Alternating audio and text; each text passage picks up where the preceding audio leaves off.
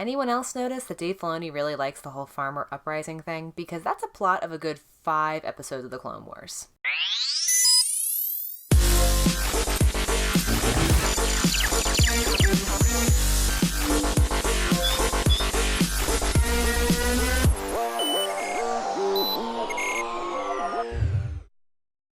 The Mandalorian Episode 4.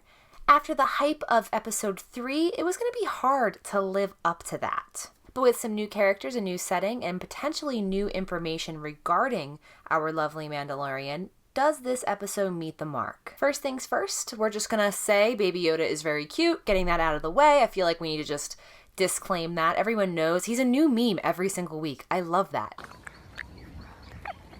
This episode definitely slows things down. It takes us away from this plot of the Empire and kind of returns us to a backwater planet where the Mandalorian and Baby Yoda are trying to be in hiding. They're trying to hide away from the bad guys.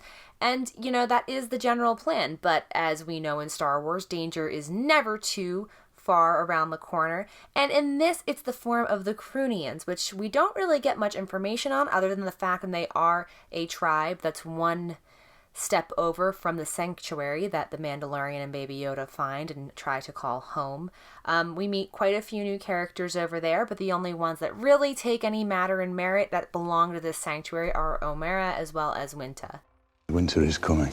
And essentially, this small farm needs the Mandalorian's help. The Crunians have a secret weapon that is a pretty big deal that utilizes previous technology that we've seen before in Star Wars movies and TV shows, and just simple, humble farmers aren't going to be able to just take down in one swipe. The episode takes place over a couple weeks, actually, and that's something that surprised me, because Mandalorian makes a reference at some point where he's like, we caused a lot of ruckus a few weeks ago, and yada, yada, yada.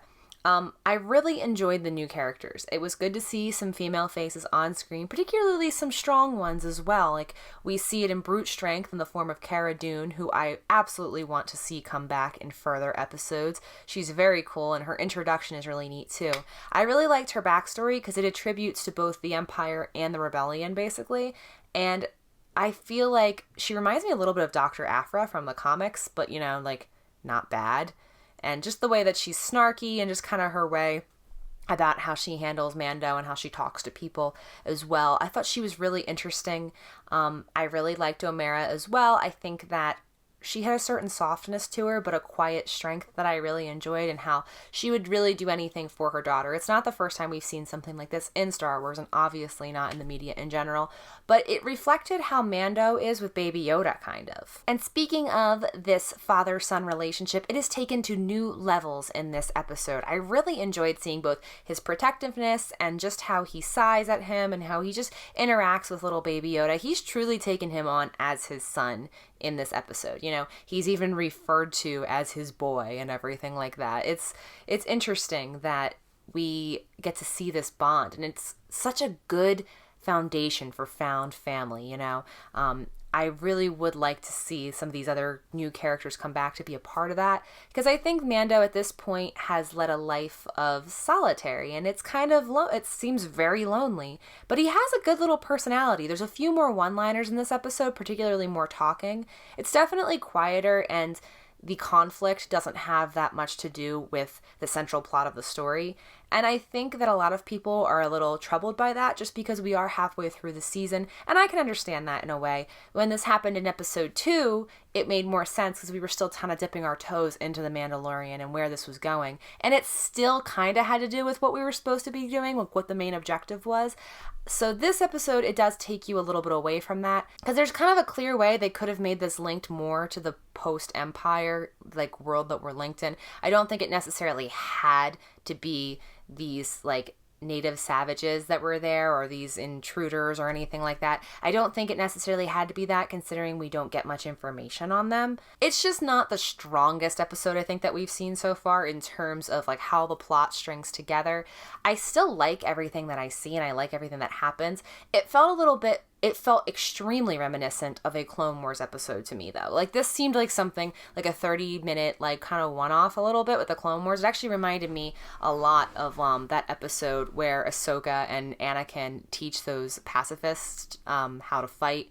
And that they kind of need to step up and be involved in the war a little bit. I did feel like it was tied a little bit too easily with a bow, but I really do think that was meant to show you that this place is a sanctuary in contrast to the rest of Mando's life. And I think some of the lore they introduce is a little confusing. I know that there's explanations all over the internet and everything like that in regards to him taking his helmet off. There's some of that is touched upon. I'll just say that in Rebels and Clone Wars, Mandalorians took their helmets off all the time. I'm not saying it's a plot hole because, you know, this is a post-Empire world, and the Empire, they obliterated a good portion of the Mandalorians, so this could be a new trait, a new trend that he doesn't take his helmet off and everything. But I'd like them to go a little bit more into that. I kind of wish he did go a little bit more into that, and just like even a phrase like ever since the Empire or something like that. This is the way. But for as much as things kind of do go a little bit awry away from the main plot of the story, we are brought right back in the end of the episode. And it's very Samurai Jack, I'll say that, in how we're going further and where this is going. So I'm excited because I think that things are going to get very intense from here on out. I want Cara Dune to come back. I think she will come back. There's no reason for her not to.